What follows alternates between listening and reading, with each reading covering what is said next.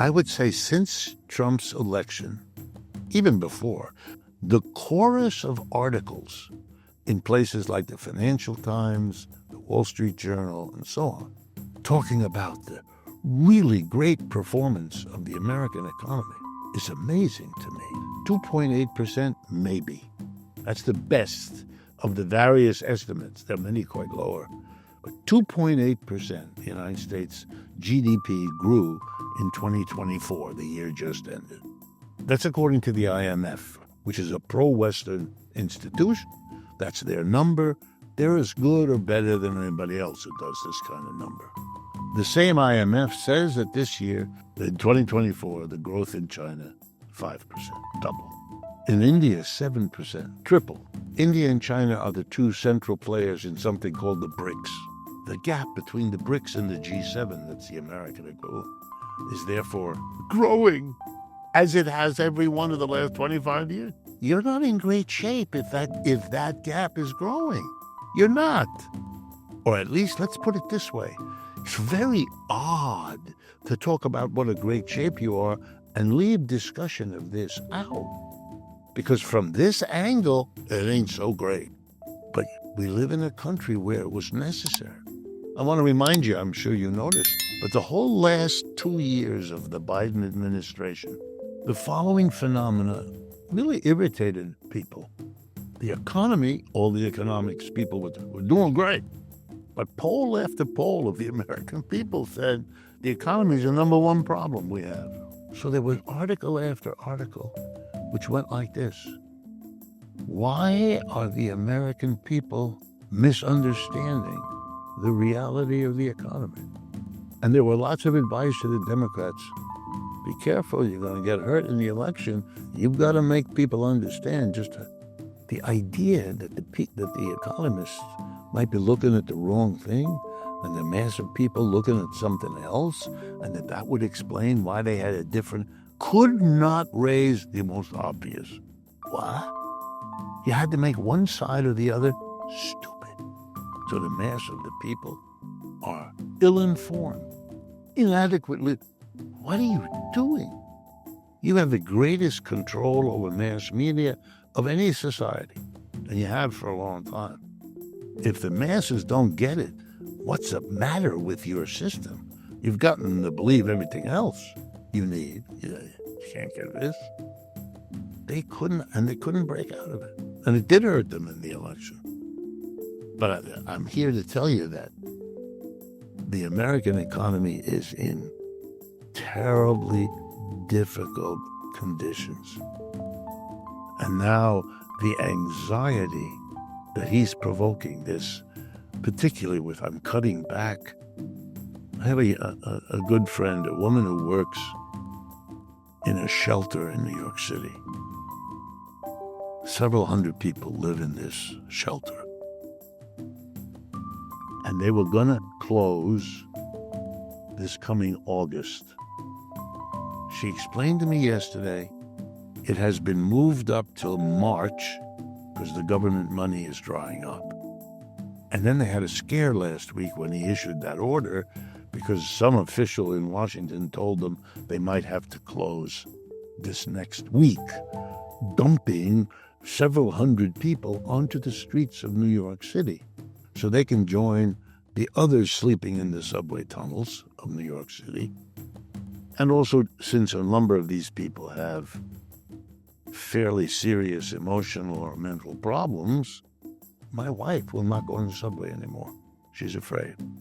She's afraid of random physical violence, which particularly affects women.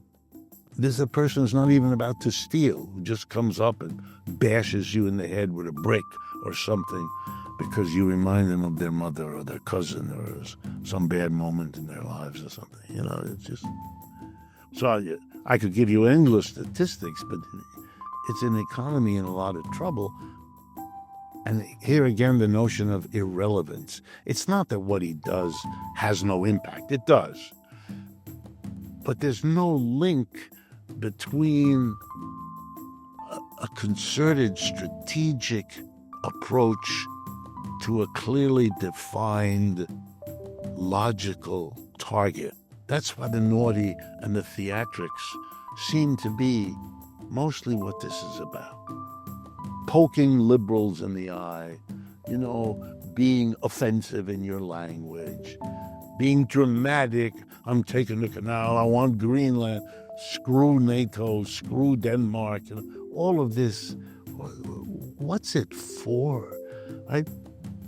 It's not going to help the situation with any of those countries. Denmark, Europeans, I can assure you, are up in arms that for them, they never heard of this. A member of NATO is basically taking the property of another member of NATO. The whole point of NATO was not to have this. They used to tell each other how they have to love each other and take care of each other because of the big Russian bear that's bearing down on them. This is the end of Europe as a major player in the world economy. And that has not happened for centuries. And people not to understand that is going to be a traumatic feature of our lives in the years ahead are not understanding what's going on.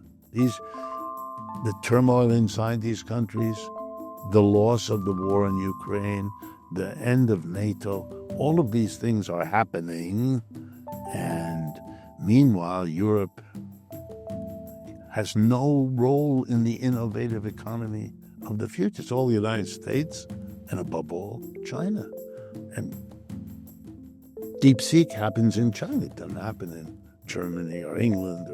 And those economies, Germany is in recession now. Its GDP is negative, it's shrinking. It used to be the engine of Europe. In German, it's called Wirtschaftswunder. It's the economic miracle. Germany coming back, losing the 2 world wars, and now it's a basket case. It can't function. And the irony, it's their Americanism that killed them.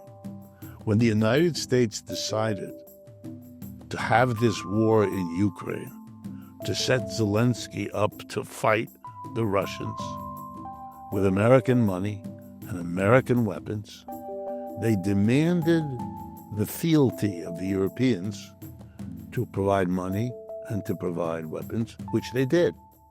Since the military prospects weren't so good, they waged a sanctions war against Russia, the most important part of which was Europe's refusal to continue to buy cheap oil and gas from Russia, which is the world's second greatest source of cheap oil and gas.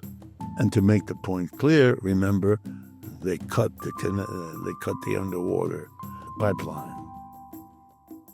So, who's the biggest user of cheap oil and gas? Germany. Turns out the Wirtschaftswunder was because you had cheap energy, which nobody else could compete with because the Russians provided it at dirt cheap prices. So they refused. They had to turn then for their energy to the world market, including the United States, which now ships huge quantities of liquefied natural gas to the Europeans at a much higher price. The Germans can't compete. The German industry is leaving Germany. For the first time in 60 years, the number one company in Germany, Volkswagen, is closing factories and laying off thousands of workers and therefore having enormous conflict with the powerful union. What's going on here?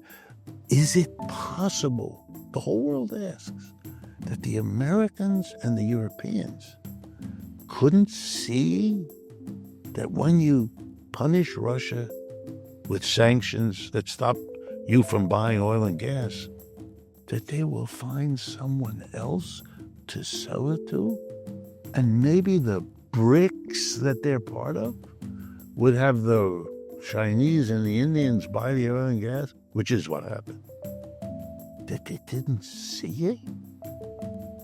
Is the level of denial and delusion so deep that we're going to see one horrific miscalculation like this after another? Everywhere in Europe, It is understood that the war in Ukraine is being lost, except here.